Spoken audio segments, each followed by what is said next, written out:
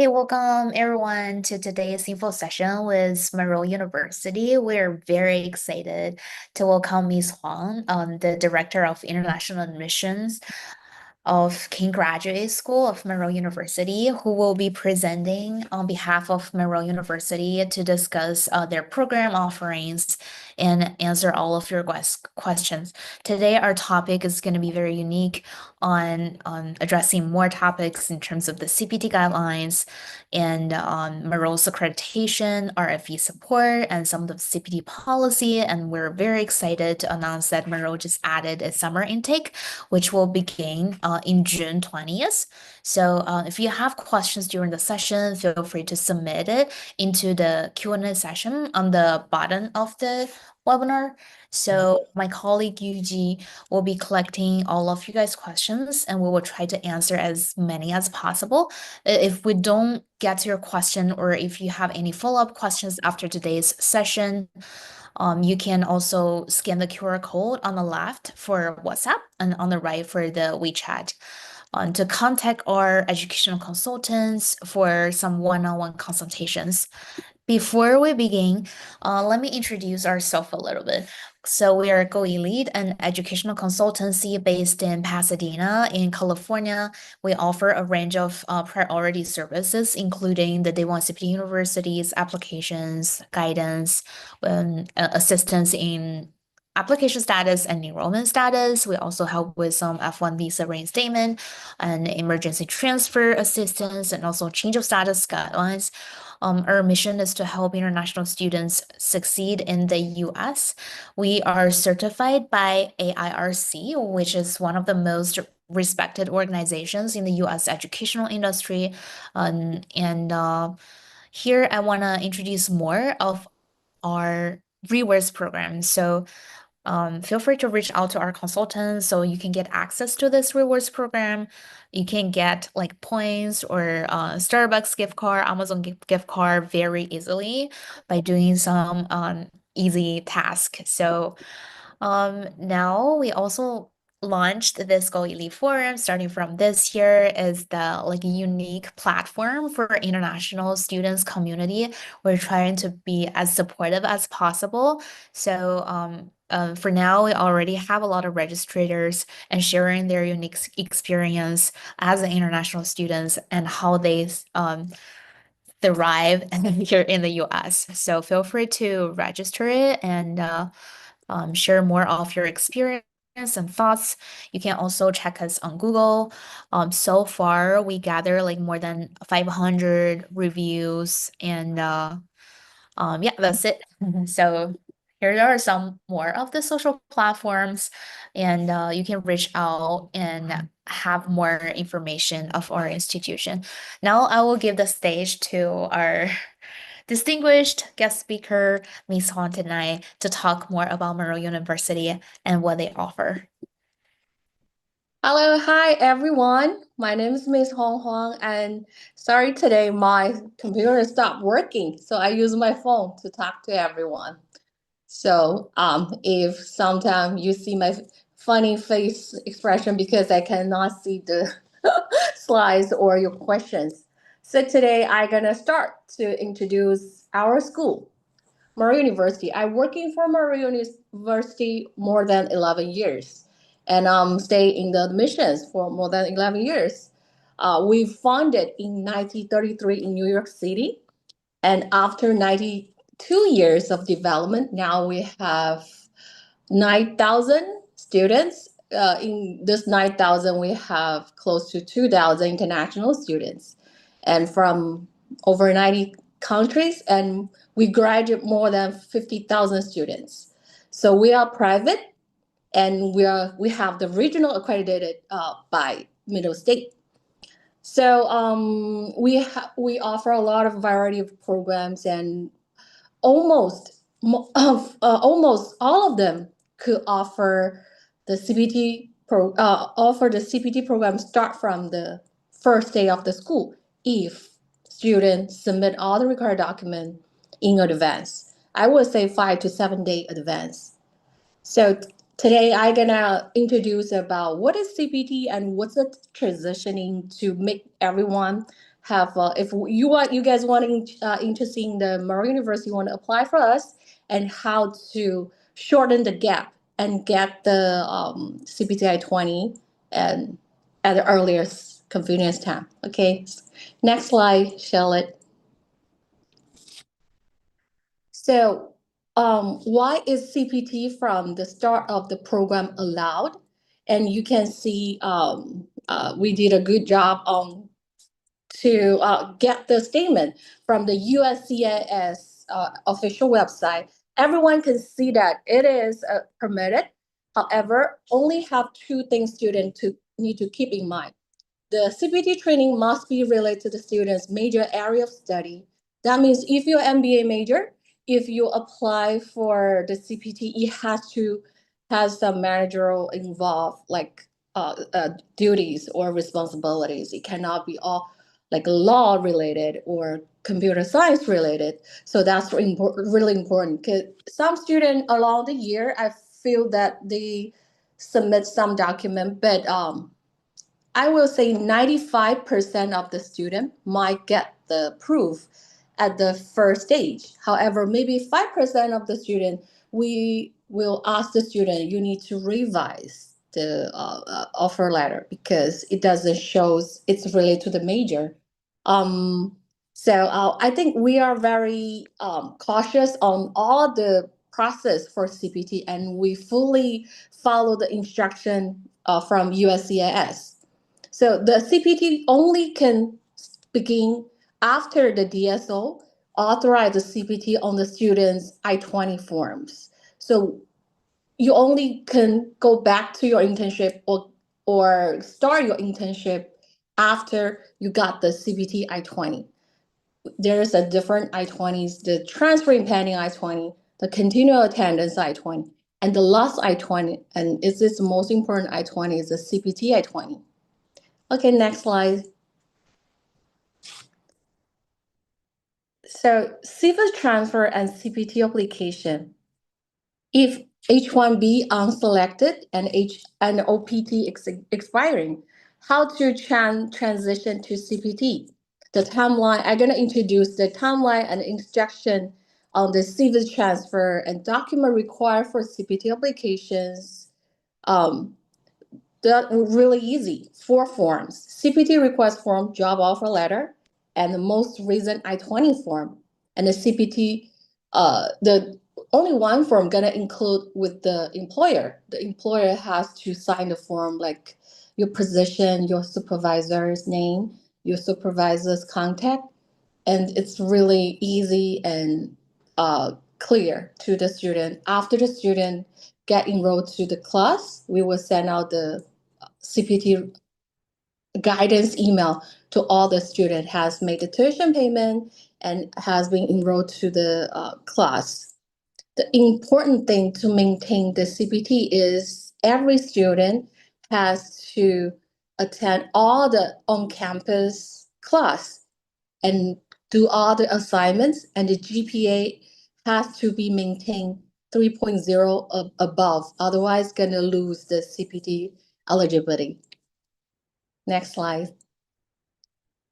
So, how about our accreditation? We start from the beginning, says we are middle state approved, and we're gonna introduce the school program and total student count, effectiveness and admission DSO team, on-site class frequency. It will be once a month, but for this special June intake, it will be slightly different because we create this cohort for some student. We target very clear target is the transferring student. Their OPT ends in June or July, and they're eager to start the internship in summer. So we create this program. We create this intake just this year, just a few weeks ago.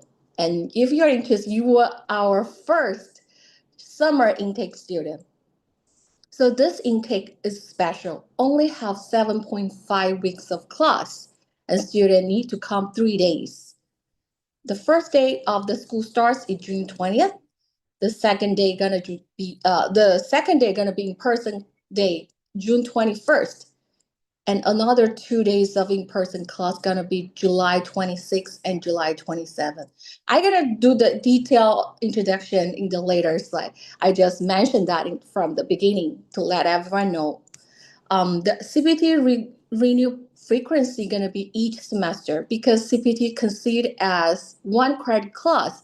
That means student has to have a start date and the end date. If it's a class, it cannot be like day one to the 365 days, right? It doesn't make sense. So we require students to renew the CPT each semester. However, this is gonna increase our workload, but we want to protect our students because in the future, if you got a H1B, if they require for RFE, they're gonna require all the CPT agreement, all the on-campus dates you have attend. So it's gonna be really crucial for students to have a perfect in-person class because we only require students to attend once a month for the in-person.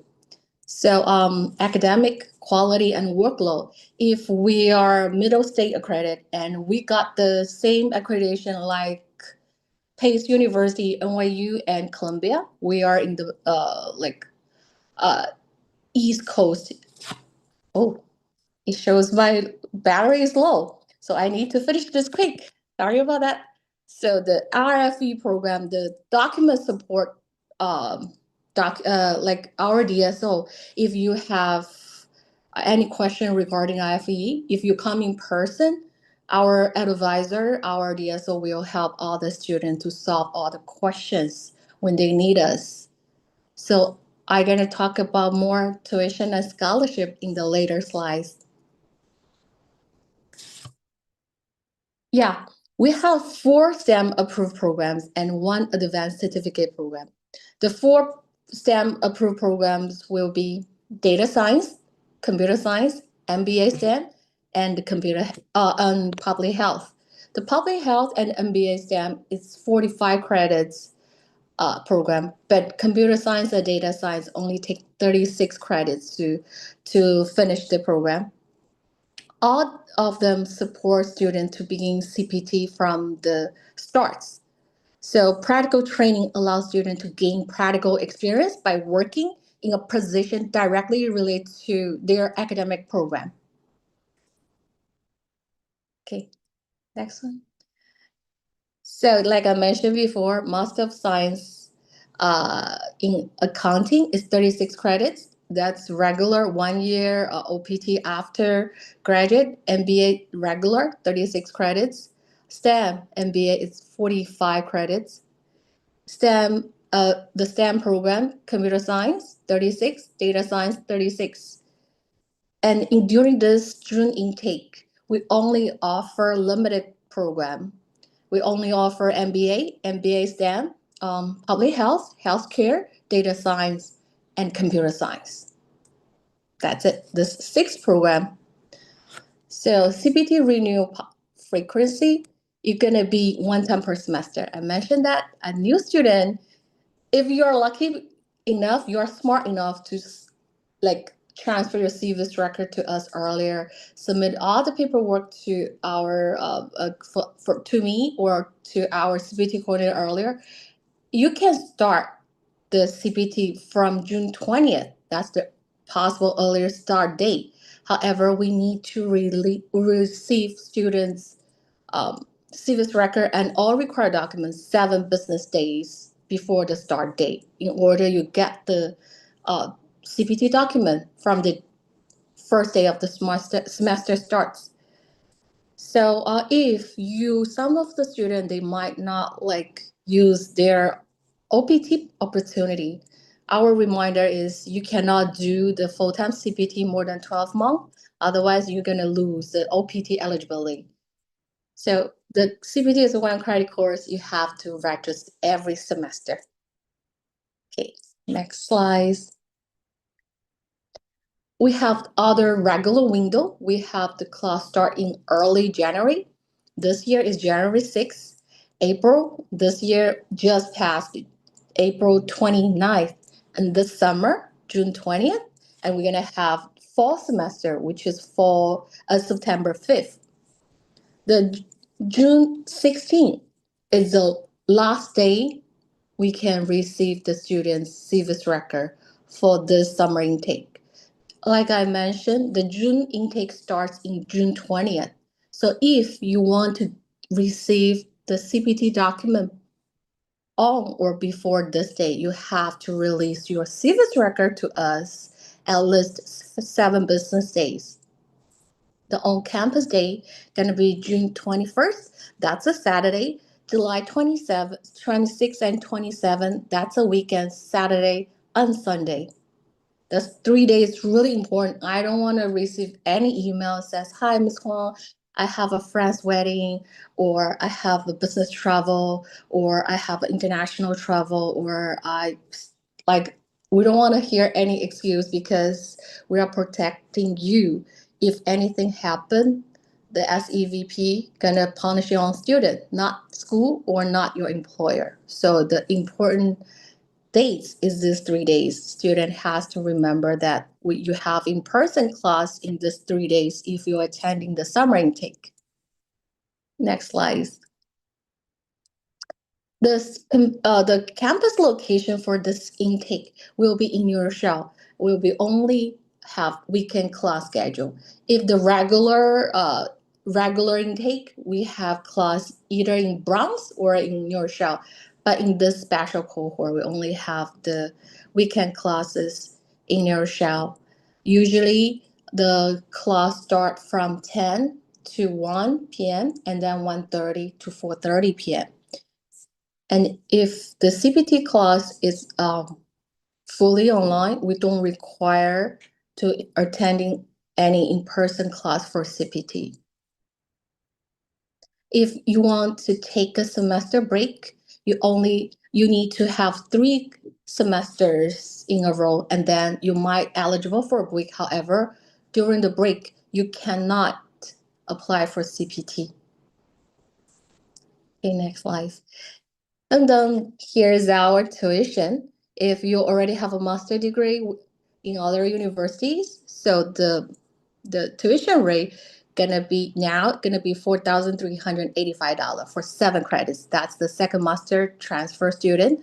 Other rate is for first master's student, or you're willing to take 9 credits. And if you finishing a degree with Monroe University, you got a second degree in our school, that will be a different. But for the second master transfer rate for 7 credits, it's going to be 4,385.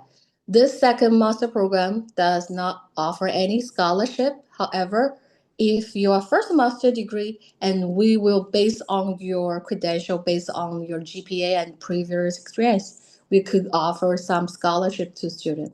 But if you are a second master student, we are in New York City. We have a very reasonable tuition rate and great location, so we do not offer scholarship for a second master transfer student.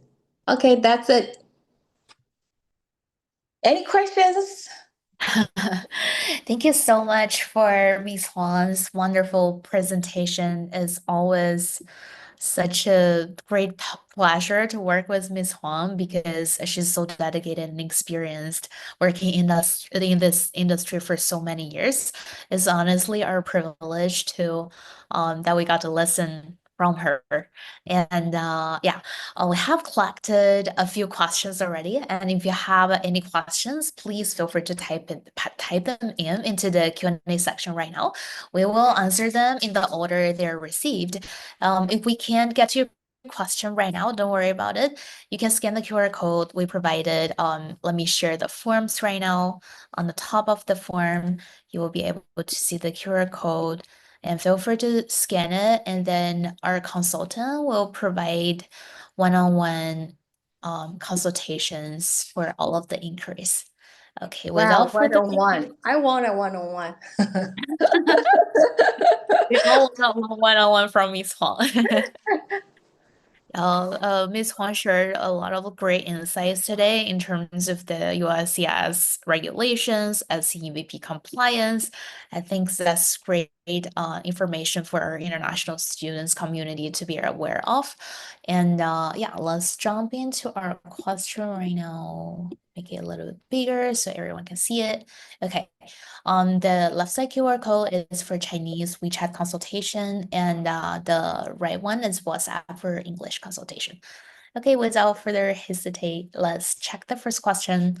What is the application deadline for the upcoming June intake? Okay, deadline. I personally, I'm doing all the admissions work for all the students for this intake. So if you're a transfer student, and I would say the admissions deadline gonna be June 10th, because the school starts June 20th. I cannot do any expedited work after June 10th. So I would say and we need to collect all the students' documents. For example, if student doesn't have any background, we need to give students some foundation course. So we need to know how many students need the foundation course, and we need to hire the professor.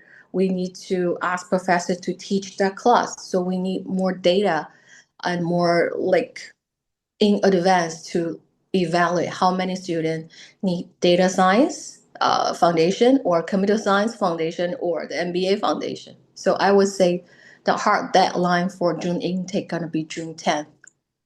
Thank you, Ms. Huang. This is very reasonable after you providing all the supporting evidence. It seems like June 10th is already a very like well-stretched application deadline. So all the attendees pay attention to this. If you're ever interested in applying for the June intake, please make sure you at least submit your application before June 10th.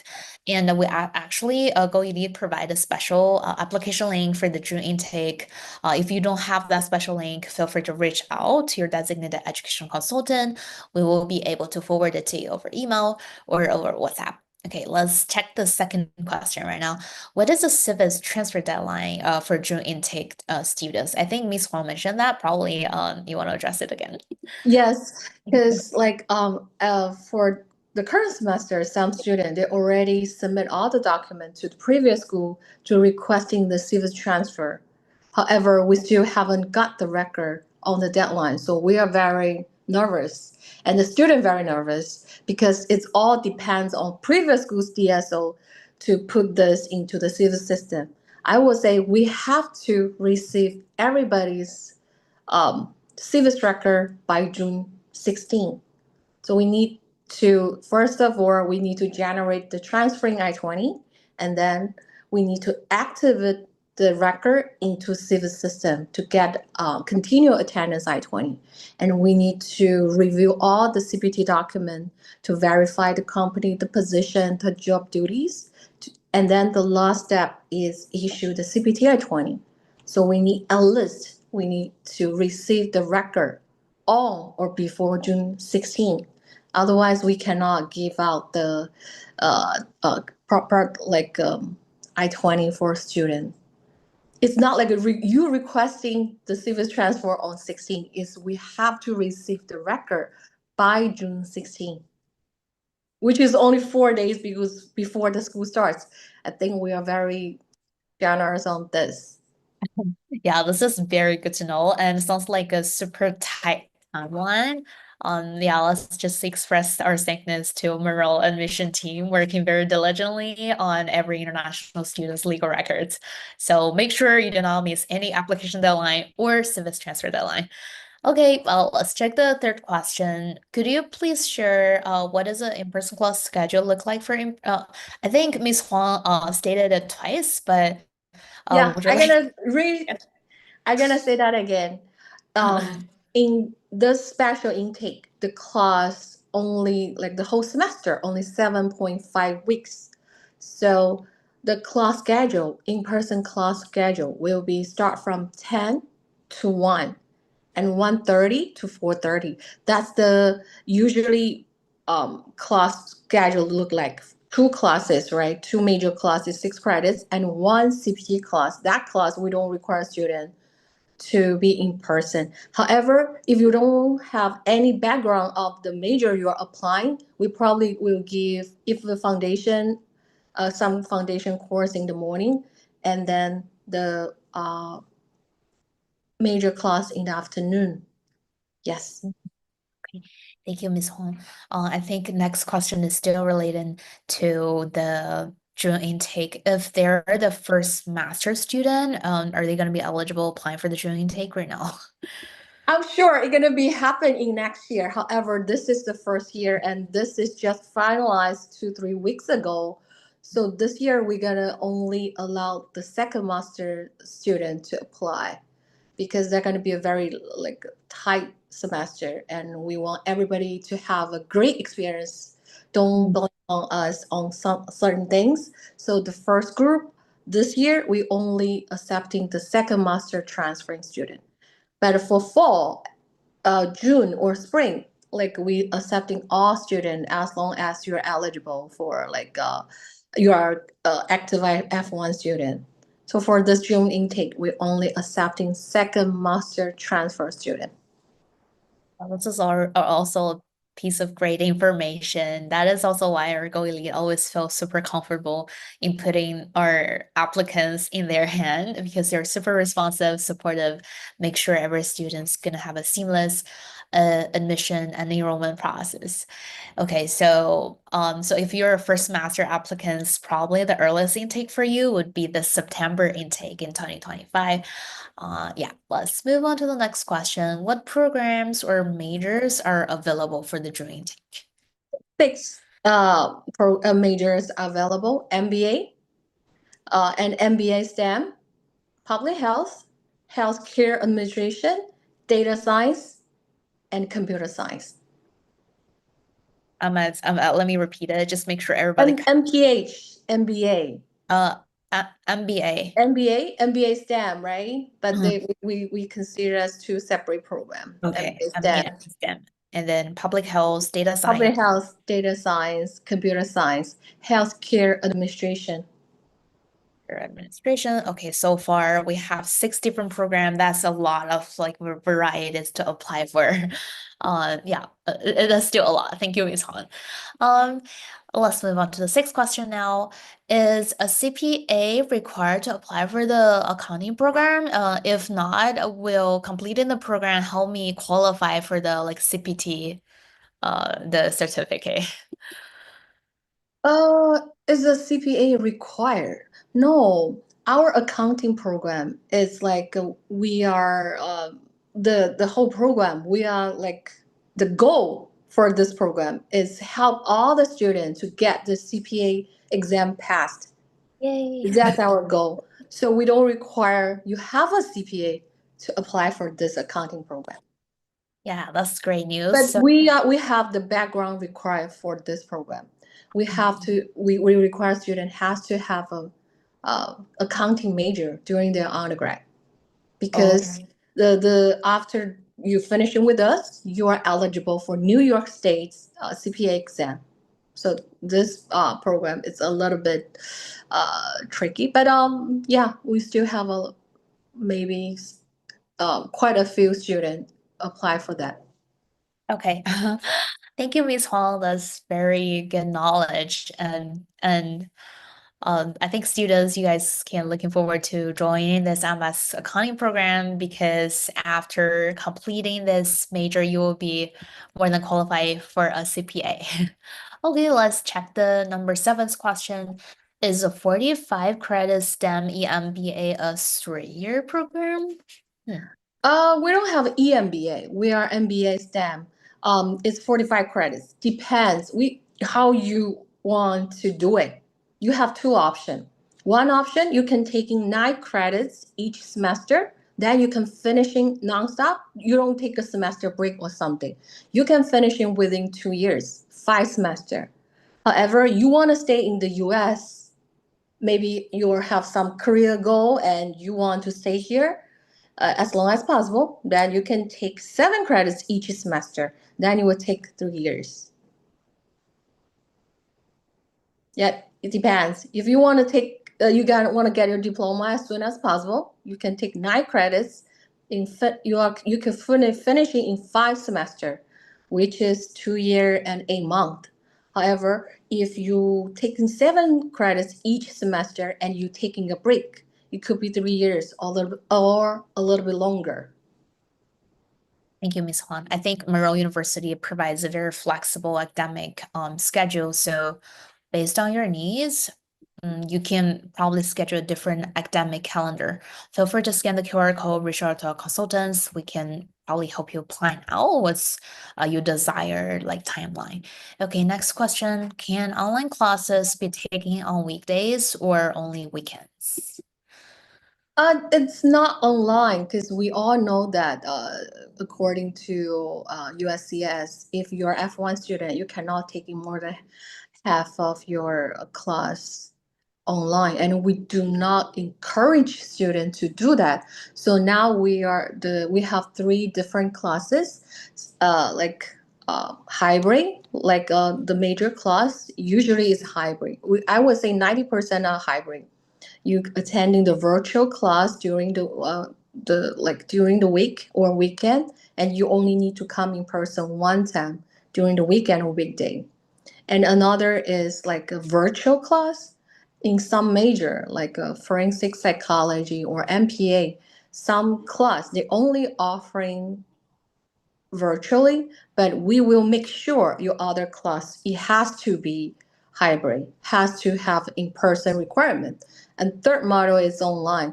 Online class very few, like those 1 credit foundation course, like the CPT course, it's online. So I am the one who help all the new students get registered for first semester. So we can discuss this more if you have something like you are already our student and you would like to discuss, because we don't encourage students to take the major class online. Thank you, Ms. Huang. Whoever asked this question, you find the exact right person to ask for. So yes, don't hesitate to reach out to our consultant. We can help you connect to Ms. Huang, and she probably can provide you with more guidance on how to schedule or coordinate your online classes with in-person classes. Okay, let's jump into the next question. During the semester breaks, can we still work? Like I mentioned before, no. Oh, Because yeah. back then, we allow students to do CPT during their semester breaks. However, we know now we are under different, presidents, the administration team is different. So, like something visa revoke and this and that, we want to protect students. We want to be more careful about the break policy. So, starting from the semester, student cannot taking a break, cannot taking a CPT class during the big break.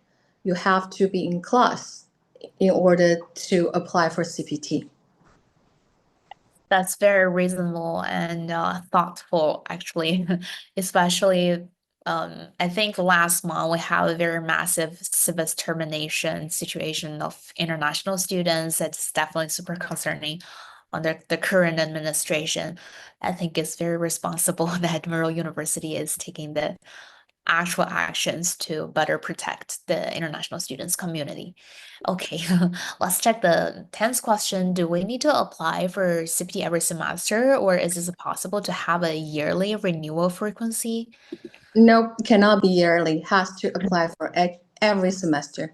Yeah, but the renewal process is super easy. I heard that they don't need to get their employer or HR sign every semester. I think that's their major concern because a lot of my clients, they're working for bigger name companies. It seems like their HR or supervisor are having more trouble signing for their agreement. But the renewal process, actually, we don't need them to sign it every single time, right? We can discuss that separately, but yeah, we Oh, do have to. yeah, Yeah, yeah, we can discuss more details during the one-on-one consultation session. Yeah, you guys just need to know that the renewal process is every relatively semester. much easier. And it's semesterly. Okay, the next question is, what is the USCIS compliance requirements for day one CPT schools? Okay, let me answer this question. First of all, we are not day one CPT school. like I mentioned from the beginning, we have 9,000 students, and we have about 2,000 international students. We have couple hundreds students. They are willing to apply for CPT, but you can see from the data among the students needs. We are not day one CPT school. We are not 100 like 90% of the student require for CPT. We are only a regular school who offering the CPT for our student based on their needs. All the compliance are the same. The CPT is a curriculum practical training, which allows student doesn't have much experience regarding the major you're studying. So you want to gain some internship experience in order to better understand the professor's lecture. That's it. Yeah. The compliance for our school are all the same, like those big name school in the East Coast. Thank you so much, Ms. Huang.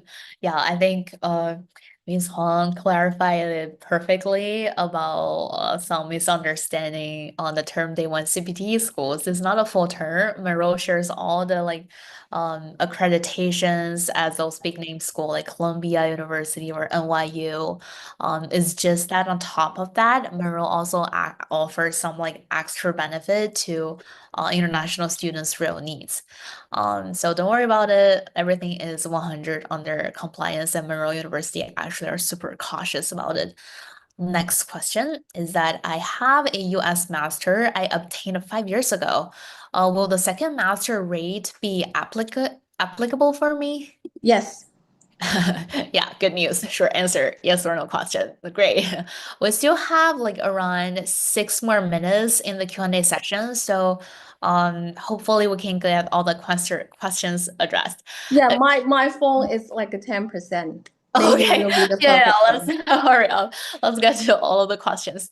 Okay, next one. I will finish my OPT year in September 2nd this year in 2025. Will I be able to work full time from the beginning of the semester if I enroll to one of Merrill's program? Like I mentioned before, you are perfect fit for our September 5th fall intake, which only 3 days difference. However, after we receive your service record, it'll take 7 business days to processing for like everything for the general I-20, transferring I-20, and the CPC I-20. It like it involved a couple different departments. It's gonna take few business days. So if you want to got the CPT I-20 approved on the first day of the school starts, you have to release your service record to us 7 business days before the school starts. Yeah. If you're transferring in September 2nd, you might get it in around September 9th or around that time. That's very good to know. It seems like Merrill's September intake is gonna be a perfect fit for you, your timeline. Next question. My STEM OPT is expiring this July 19th, 2025. Can I still apply for full semester for a master in CS? I am in New York City right now, and I earned my first master degree in Monroe University in 2022. Yeah, you can apply for fall semester, but the earliest day you can start the CPT will be September 5. Yeah, you can transfer your record after your OPT ends, but during after June 19, you no longer eligible for any employment until you got your CPT I-20, which is earliest day will be September 5. Sounds great. Let's check next one. I was on CPT for 2 months while in my master programs. Now I am on OPT. Can I apply to attend the first day of classes?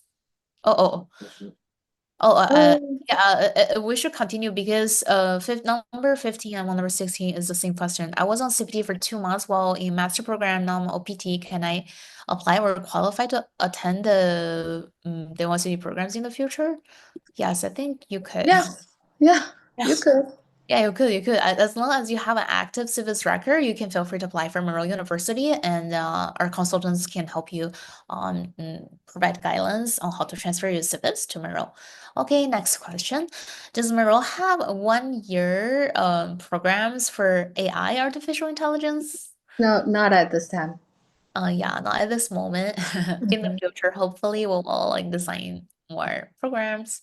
Next question. What about transferring from H1B to F1 using premium? I think this attendee is trying to ask about the change of status petition from H1B to F1 with Monroe University using the premium processing service. Yes, we do accept that change of status. Yeah, great news. Monroe University support change of status petitioners. Yeah, it's a great news that you're gonna go with the premium processing service with USCIS. That will at least make sure you will hear back from them within 1 month. Okay, next question. What is the difference between MBA and the EMBA STEM?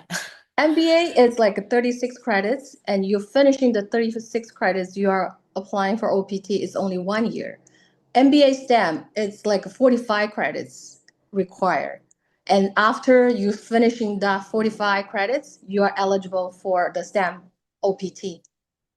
The credit Yeah. is different. Mhm. Yeah. So basically, just to add a little bit more on Ms. Huang's response, STEM OPT extension is 2 extra years. If your master program is not certified as STEM, and then you will only have 1 year OPT after the completion of the program. Okay, last question. How early can I request a civis transfer before the school starts? Can I set a date for transfer date and continue OPT until the transfer date? No, the moment you requesting your CVIS transfer, your OPT automatically ends. So if you want to shorten the gap, I will say you have to transferring around June 12, June 13, and then you can get the CBTI 20 on June 20th. Because like I mentioned, 7 business days. You cannot like already you can transferring the date in the future. For example, you are requesting the transferring date June 12th. However, the current schools they also haven't transferred your record to us yet. They just have a draft status says or your CVIS record will automatically transfer on June 20th, June 12th. So that's good.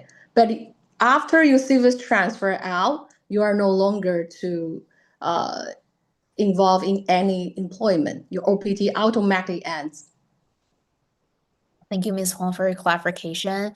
Yeah, I think you can discuss with your DSO to ask for a CPT request transfer out form. Usually, they will ask you a very specific date of that you want to transfer service out. And like Ms. Huang addressed, the moment your DSO transfer your service out, your OPT is no longer valid because your OPT is following with your service record. In terms of the first question, how early can they like transfer their civis to Monroe? I believe is like around 30 days before the semester start date, right? Yes. Okay, thank you, Ms. You can, because now we are in the last day of do the April semester CVIS registration. Mm. So once you receive your acceptance letter from us, let's say in the future, in next week, you can transferring the CVIS record um, in late May or early June. Yeah, case by case. And Go Elite offering the one-on-one consultation. That's a great opportunity. You can ask Go Elite's consultant about this. Thank you so much, Ms. Huang. Let's give a big round of applause to Ms. Huang and her phone. Her battery survived until now. We're right on time. And thank you everybody for attending our webinar today. That's the end of it. And if you still have only questions or concerns, feel free to circle us back on email, WhatsApp, or the WeChat. Thank you again, Ms. Huang, for your wonderful presentation and Q&A session. It's really our privilege to have you tonight. Hope everybody will have a good night. Bye. Bye, everyone. Thank